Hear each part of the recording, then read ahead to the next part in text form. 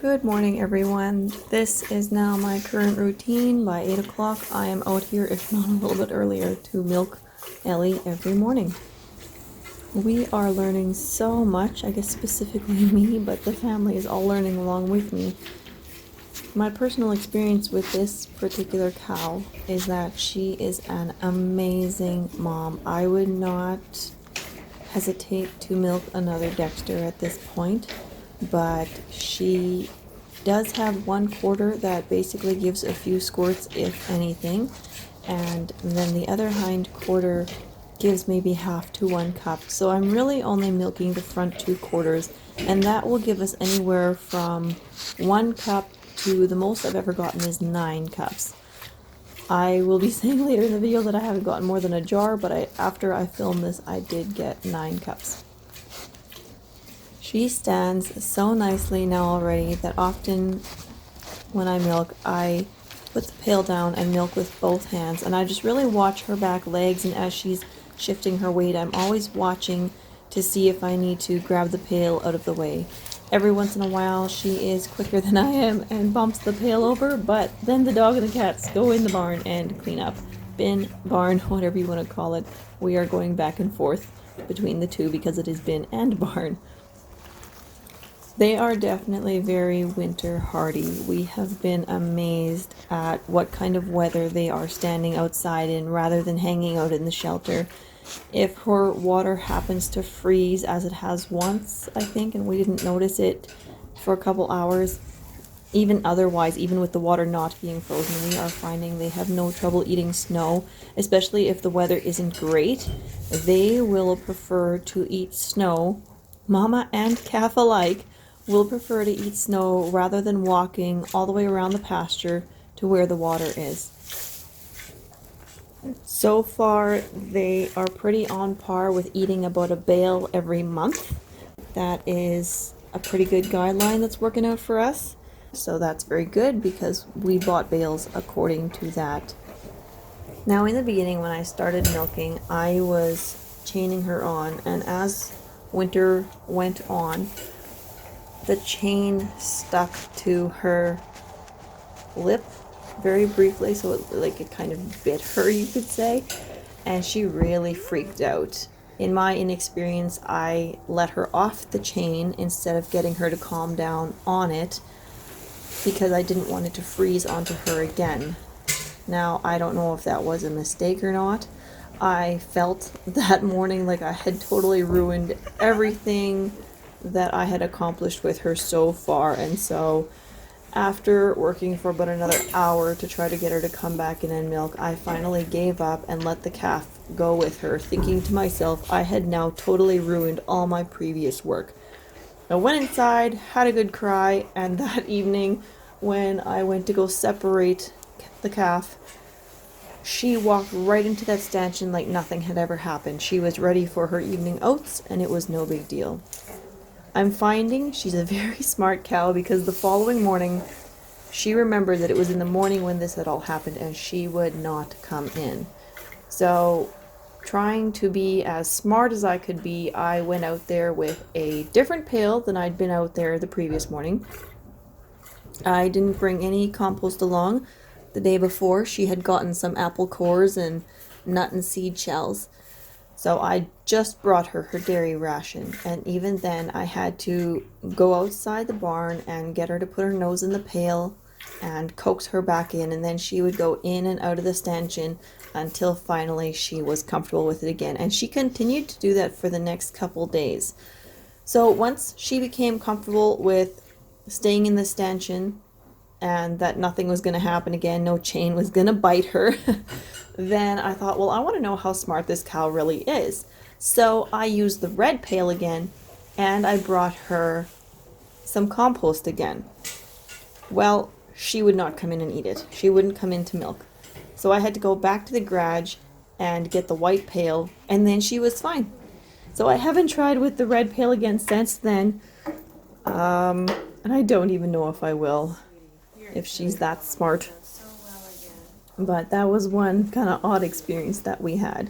Now she stands so well for me, I don't even bother chaining her on. I really don't want her to have any metal freezing to her. The stanchion bars on her hide don't stick. This was just right around her mouth where it's cold, so I don't chain her on anymore. I had thought of getting a rope, that way it couldn't stick, but you know, she stands so well that I really don't need to. As long as she doesn't run out of feed, she stands there as long as I need her to, so that I can finish milking. So now that I have run out of the produce mix that you see me chopping up later in the video, she's now getting half of a Folgers coffee can of dairy ration. So that's just a dairy ration from our local feed store, and she really loves it.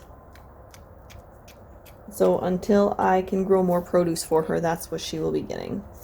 It has not been flavoring her milk, and I can't say one way or the other if it's helping her produce more milk or not, and I haven't gotten any alfalfa yet to supplement her with. One other thing that I have been really amazed with is how she can basically turn her teats like on and off whether she thinks I've gotten enough milk or not. I'm just blown away. You know, I can be milking, getting really nice squirts into the pail, and boom, she's like, nope, you've had enough, the rest is for my calf. And it goes a couple dribbles and just done, just off. Like, she won't give me any more milk. And as you see here, at one point I'm kind of massaging her udder and trying to get her to let down and give me more. Nope, once she has made up her mind that she's given me enough, I can't get any more out of her.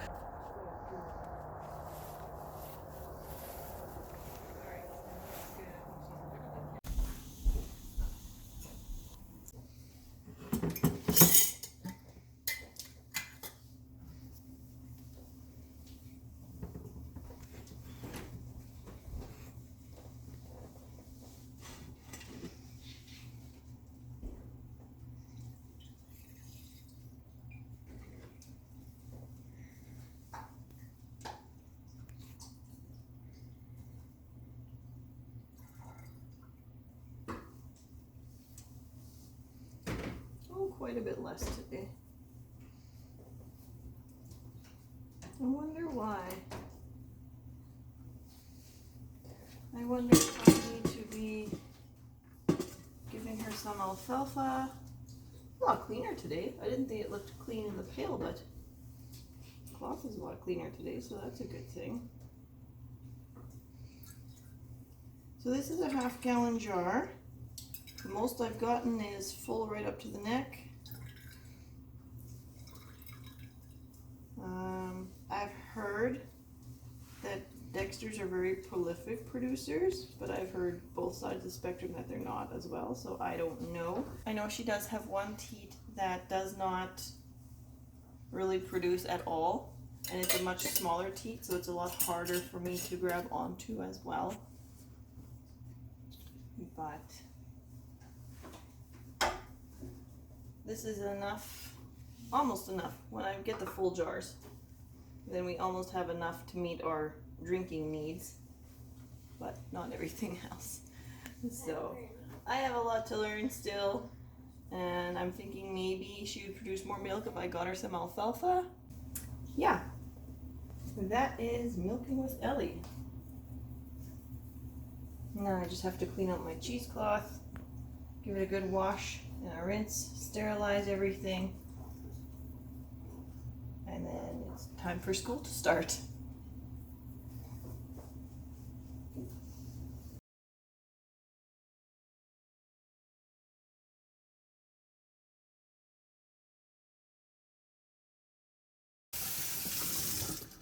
Alright, so that is rinsed clean and scalded hot. Now I'm going to burn my fingers doing this.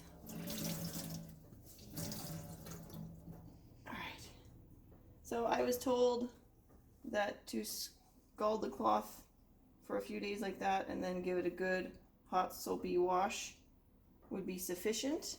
It has been working for us. The milk tastes good, and the pail I will give a good hot soapy wash, and then I do a scald rinse every morning. All right.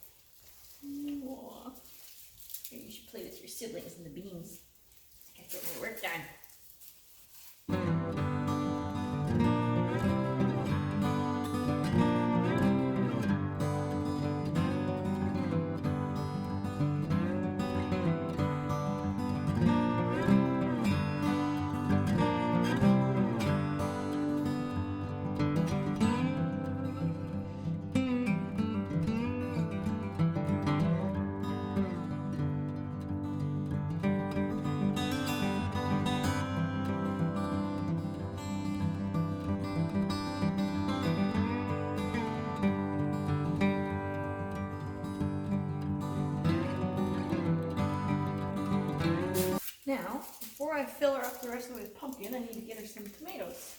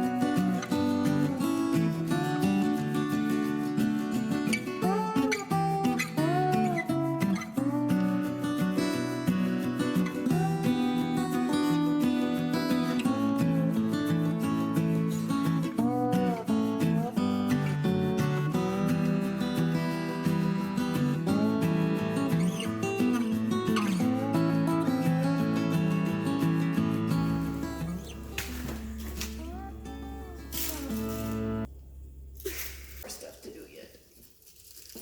Ooh, pokey one. Now let's see if that trick works with this too. Nope. Yep.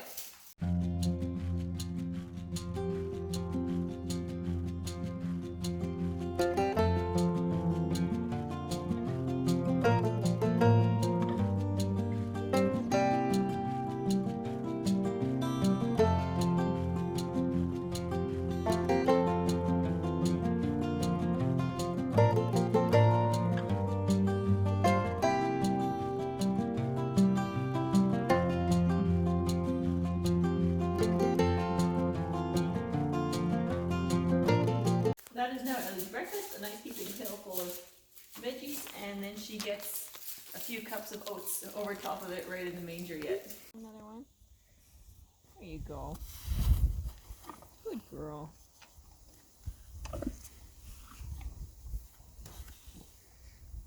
Tongue in the nose. Hi, bunnies. Oh, you still have lots of tomatoes. Oh, they love the pineapple. Looks like they don't know what to do at the top, though. I thought maybe they'd eat it. Man, they can't even keep up with everything. They ate all the melon except for that bit over there. Oh, yeah. They just. You want to hold this up? Hold this up, Carissa, because the chickens will love this inside part of the tomato. The rabbits prefer the outside, the chickens like the inside. What a perfect combination. Uh-oh. No. Excuse me. Here's Big Daddy. Not you. Not you. You gonna eat her fingers? You gonna eat the camera? Oh, yes, you're a big boy. Oh, he'll eat anything. Yeah, I know. Hey? Hey, pussy. Come on. Open up. You can't snuggle with the camera, you silly cat. I'm gonna start biting you. I'm gonna eat your thumb. Like, give me that thumb back, I wanna eat it. Oh, wait, those fingers taste good too. Alright. I got you. Alright, down you go, buddy boy. I want them to see his teeth. Thanks for watching.